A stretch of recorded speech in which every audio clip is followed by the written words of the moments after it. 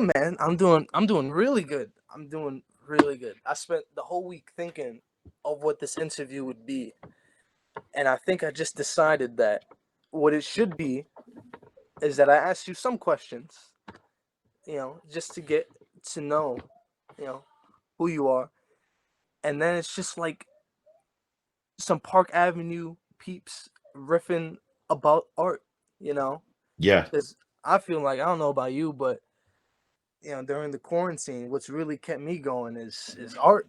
You know, just experiencing all these things that I never really had the time to do. Yeah. Just watching all these movies that I never got to watch. Oh man, yeah. Are you still at the Armory? Are you still doing youth corps? I have the boot camp in 2 days, so I'm going Yes. back for my final tour. It's my final season. It's like Michael Ugh. Jordan. This is the last dance until I'll never be able to do Phase 2 Youth Corps ever again. But then I'll be back. Maybe, I don't know. Who knows? What's the plan for? Because you're a senior, right? Yeah. Like, what's the plan post graduation for you? Uh, Post graduation, I was just gonna uh work with my father because he said he could get me a job lined up uh from the summertime and moving forward. Mm-hmm. But I think I just want to take a year off. I don't know. I don't feel like instantly going straight into school after I spent 12 years in school, not Yeah. liking school. So I just, let me just take a minute to think about what I want to do, really. And like, what does your father do? Now I'm interviewing you, by the way, Silas. What is this job that he'll get you? Well, he does like he works in production, so Mm-hmm. like events, and TV shows, right? He's not he's not a higher up. He's just like a guy who Doesn't matter. he just puts a box over there, drives somebody over there, but he'll I, put me in there, and mm-hmm. but since he got his position there with no like formal training for it, Mm-hmm. but me getting in there at like half the age that he got in there, I'll be at the same place that he's at, and I'll be able to continue from there. So I guess I'll just be driving people around and moving boxes and see where Or, it takes me. or you'll get on set and you'll see another job that's sort of like you want to do, like production is it's so interesting. And I tell people this all the time, and this is probably the taboo thing to say, but like a lot of the job is like what you learn as you go along. That's what my father tells me all the time. He's like, Silas, you pick up the hats. I got so many hats I wear. You want me to? I didn't like. I have so many jobs I didn't even know I did. And that's how he likes to brag. But I know you. Yeah, you doing the armory. You work production in the armory, right? What have you done in the armory? I've only been a teacher. I've been a teacher and an actor at the Armory. So only those two things, but like I've just leveled up from being a teaching associate to being a full-fledged teaching artist. And like go get education, like go get education if that's something that moves you, but I don't have a college degree and now I'm teaching with on the same level as people with master's degrees. That's a nice flex right there. So I just wanted to say that like, for me my journey was I was the I wasn't the quiet one, but I was the most humble one in the room, and I'd go in these rooms with all these people with like degrees and resumes, and I'd just stay quiet. So like I've been in some crazy rooms over the past 15 years. Like I'm not sure if you know him, the actor Philip Seymour Hoffman. Hmm. So I'm working for the theater company that he was the artistic director as, and I was able to be in a lot of his rehearsal rooms, just working on the production side of things. So like I learned to act through watching people like Philip Seymour Hoffman direct and act, and like yeah, just being in rooms with like Sam Rockwell and Elizabeth Rodriguez and David Zayas, people like that who do a lot of television work. And I've had like I'm flexing now. Let me can I flex a little? Can I? Yeah, that's cool. Yeah. I had a Pulitzer Prize winning playwright write a play for me last year that like had a big like off Broadway moment. Um So yeah, all of those things that you want to do. I love that your father's in production and that you're like slowly going to move into that side, because I always worry about people with minds like you. I'm like, oh, they're just going to like get a desk job. I'm like, and that would get that, like, Silas, that would, that's great for some people, but I know how your mind works, and I've seen you for the past like 3 years and how it's just like, and I'm like, yo, Silas needs to, you're gonna be an artist forever. I just gotta spread my wings. But you know, it's interesting you say that because I was thinking about something the other day, and it was like how you know for the longest of times, the only way, oh, sorry, the only way for somebody to really get into that sort of industry was to funnel themselves through like Hollywood and that direct avenue. But Mm-hmm. now it's like it's such a different time. The technology is everyone has access to it. So I don't want to say that Hollywood is a bygone era of entertainment, but now it's like for people who want to be artists, they don't need to go through that. They could literally just create whatever they want with their phone, put it out on the internet, and let anyone else from whether it's Netflix or Hulu or any of these never-ending list of streaming services come find them, or even still just be an independent like filmmaker and just put it out anyways. Like Silas, Hollywood is a bygone era. I'll say it for you. It's like it is, because what went first during the pandemic? Movie theaters, right? And so now these big corporations have to now answer to streaming services. Like all those big Hollywood movies are now being funneled through Netflix and through HBO Max, and like everyone's grabbing for content. So, I was talking to a friend the other day who's an independent filmmaker, and it's so easy to get a distribution deal now because everything is streaming. Movie theaters are going to be obsolete. They're going to be like, it'll be like as obsolete as going to a drive-in movie, or, you know, no slander, but also, I just know I didn't go to performing arts high school, but I went to a high school that had a strong like performance art department.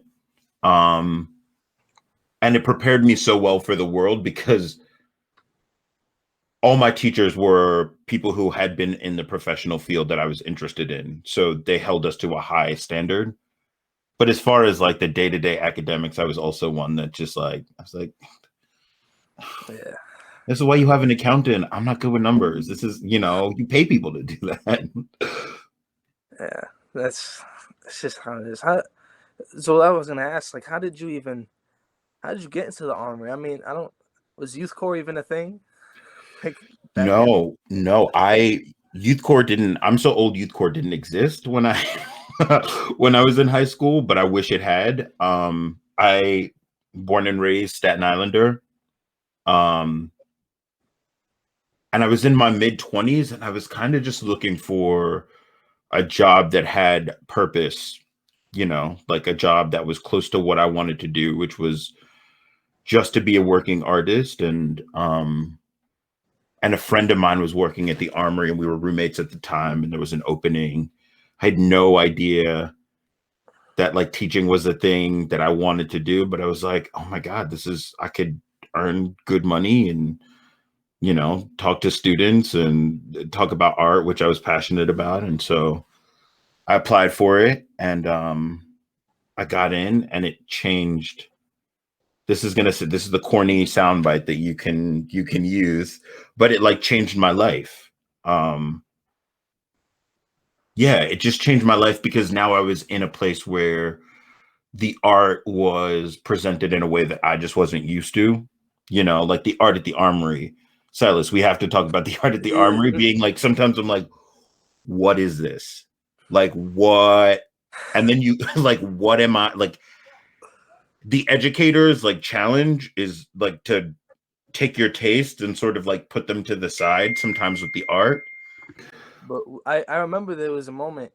I don't remember specifically when it was, but we were in the armory and it was one of those like breakout rooms, and we were like sitting in. I think it was the moose room, and we had just seen this really weird piece of art, and I was like, you know what, man? Sometimes I feel like it borders right on pretentious, where it's like, what is this, you know?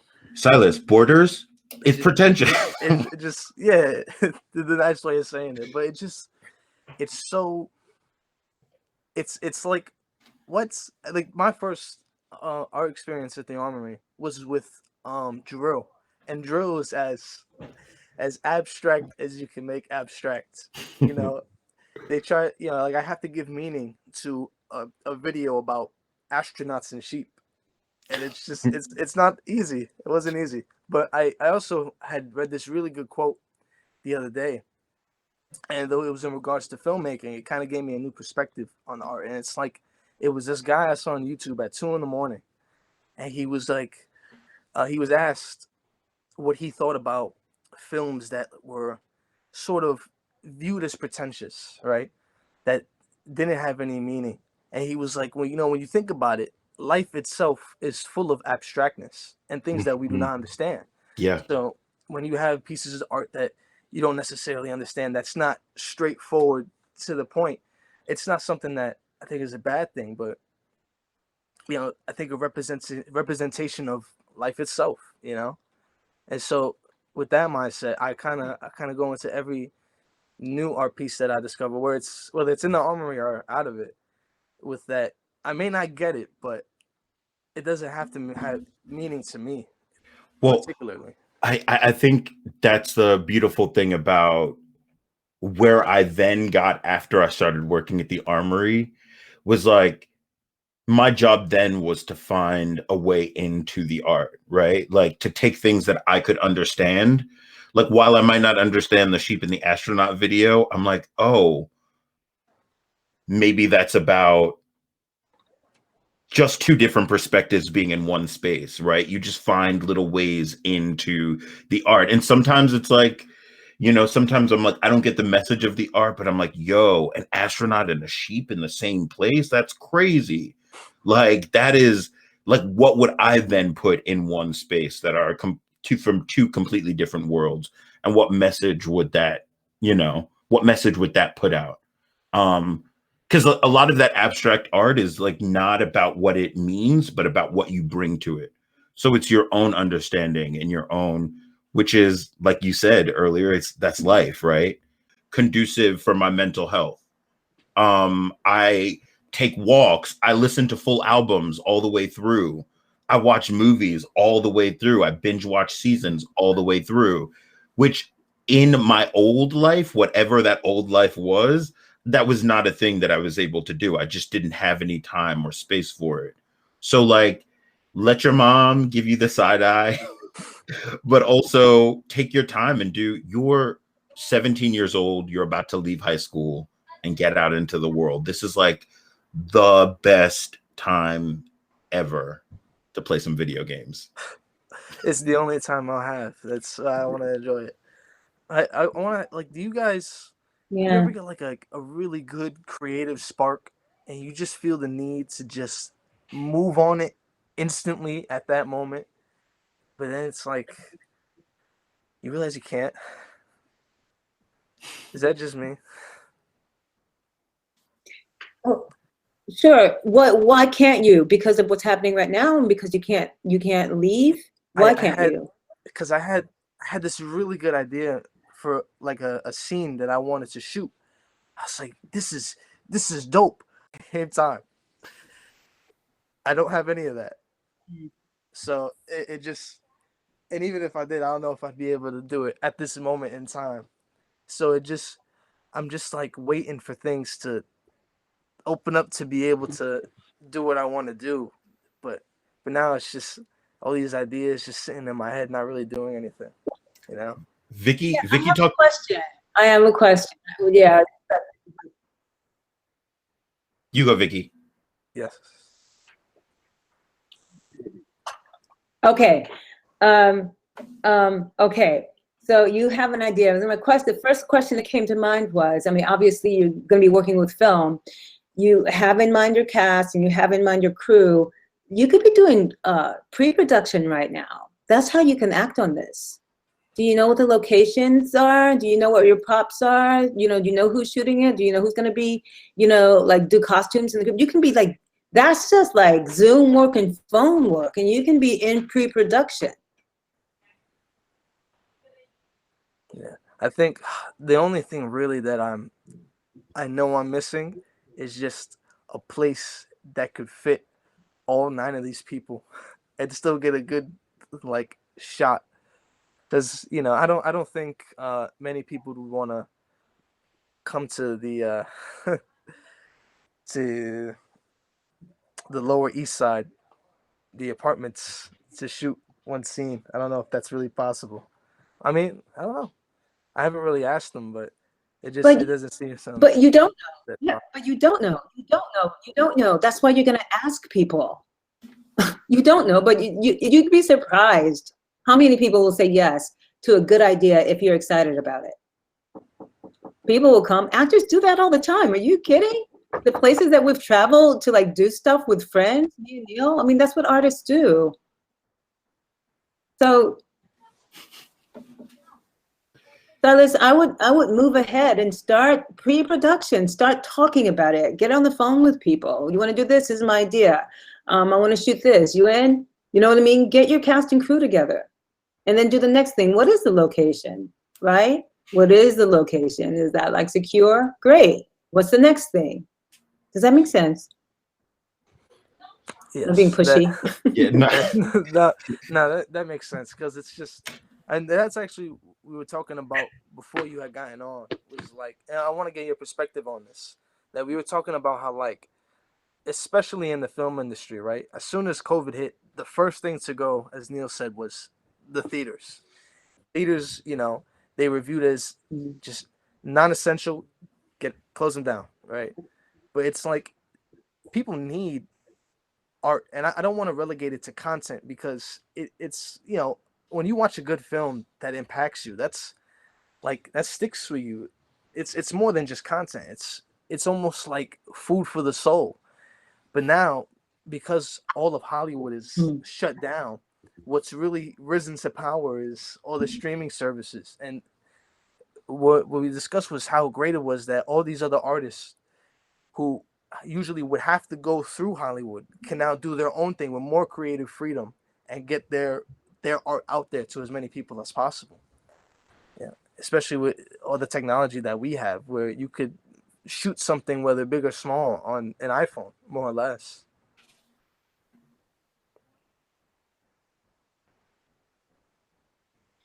Yeah, that's the beauty. That's just finding kind of what is the metaphor for this? What is the metaphor for this? Like, finding something that is good and something that seems all bad, right? Musicians are having to be very creative right now. There's so much Zoom theater.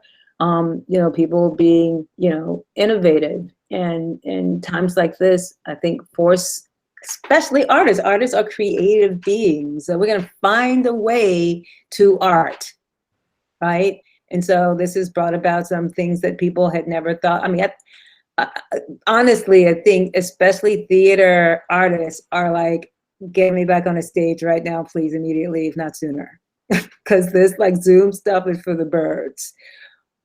But at the same time, it's a way of being kind of, again, creative in a platform, in a space that, isn't really conducive to theater. You just kind of do what you have to get whatever story you have out there. And that's really the name of the game, man. How do you get it out there into the masses? How do you get it into other people's living rooms, into their hearts? That's what it's for. Yeah, Vickie, we were talking about just filmmaking being different now in this pandemic, especially just like independent films being made and getting distribution deals with these streaming services. And you did a short film a year ago. Can you tell us a little bit about that process and maybe even how this pandemic kind of changed, I guess, like the life of that film, if it did at all? Yeah, it changed the whole it did, absolutely. It changed the whole trajectory of kind of like what my idea of like where this was going to go and how it was going to unfold completely changed it. Last summer was when I was going to, shop it, pitch it, start like talking to producers and trying to kind of get it in there somewhere, find a streaming service for it.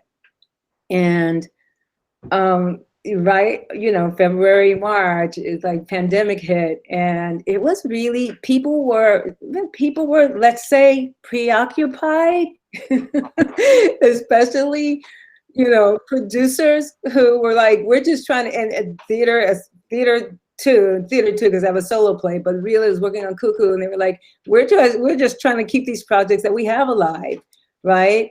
I actually got a couple of people interested, and she's like, we're just backlogged right now because we haven't gotten the things that we already have out there. So, and if it wasn't for this, we'd love to like work with you in this piece. So I was just like, all right, okay, so I have to go with this. You can't push the current, right?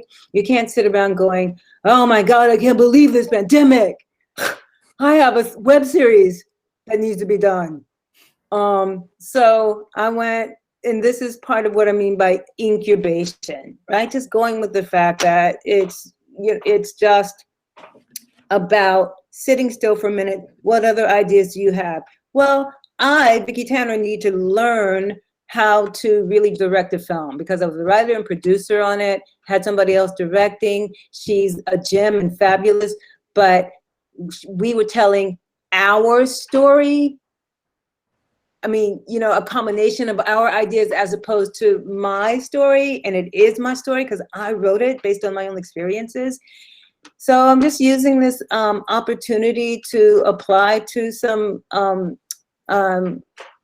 series, like kind of episodic labs, basically.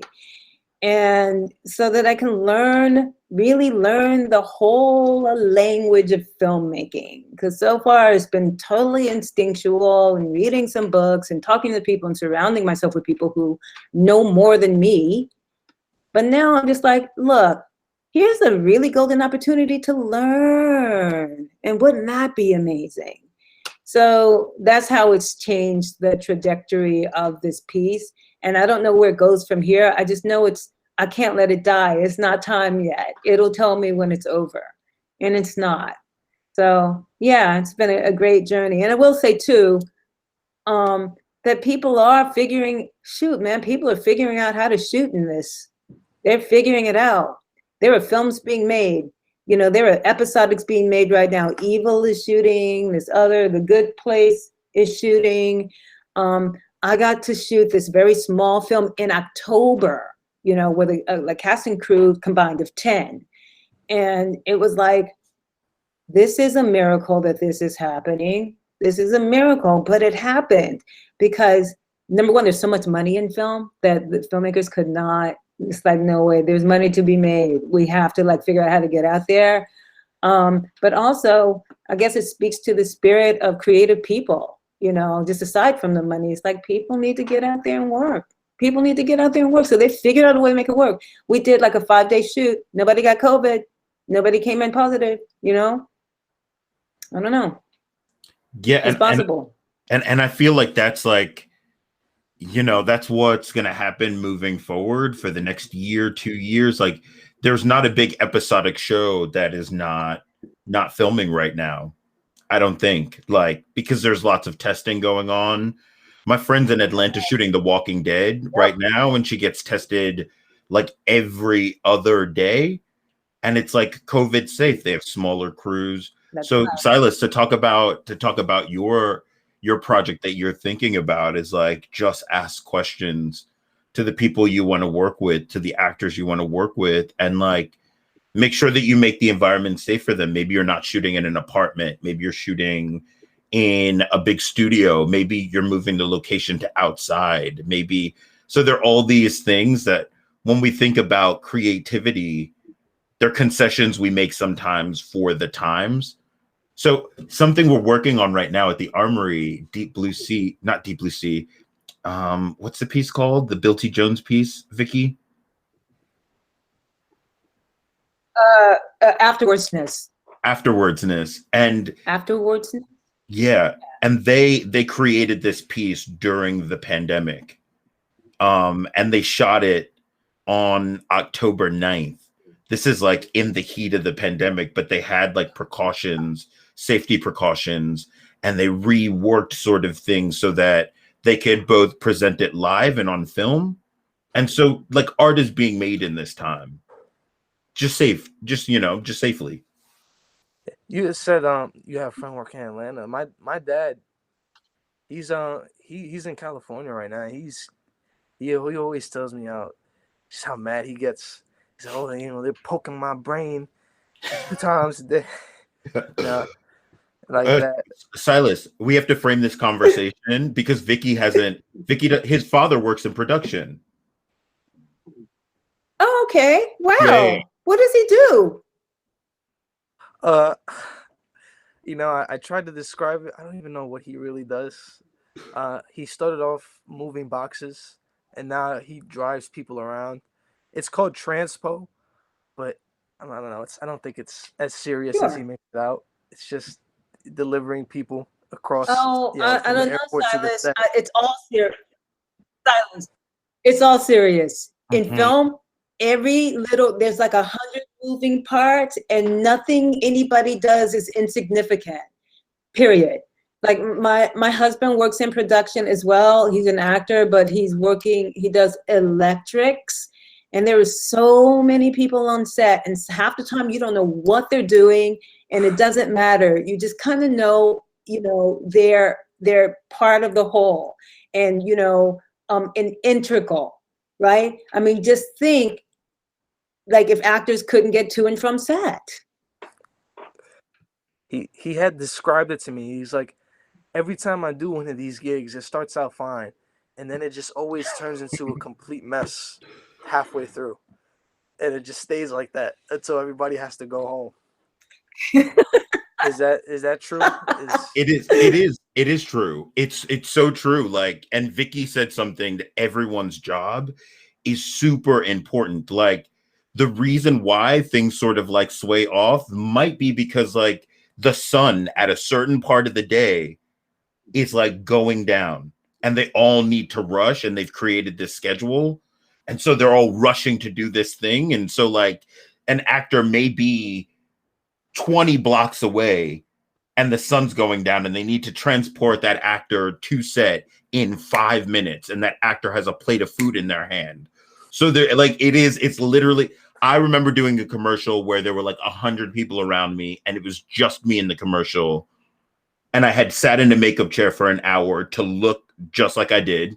So I didn't, and there was another makeup artist who just was on set to powder my nose. Hey. And they only shot my hands. Hey, I don't knock the hustle. That's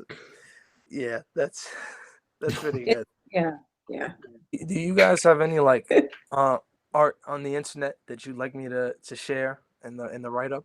Yeah, just any links, any videos, web series, yeah. Yeah. Ooh. Sure.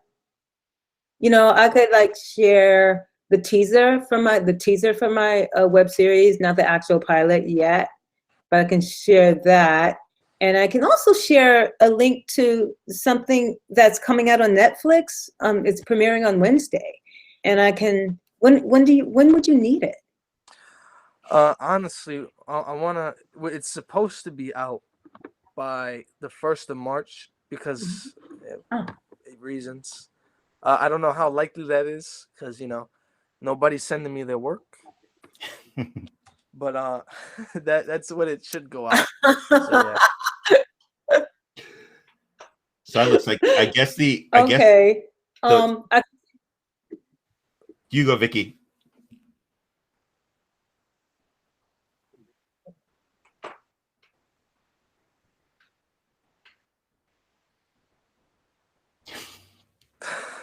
Okay. As far as like my artwork, I guess the best place you can view it is like my Instagram handle, which I don't keep private. It's all like my photography, and whenever I'm doing a show, they can just go to there. So it's like Instagram.com/Neil Tyrone 87. I'll send it to you as well, just so you know. Okay. I was trying to make a mental note of that. No, I know.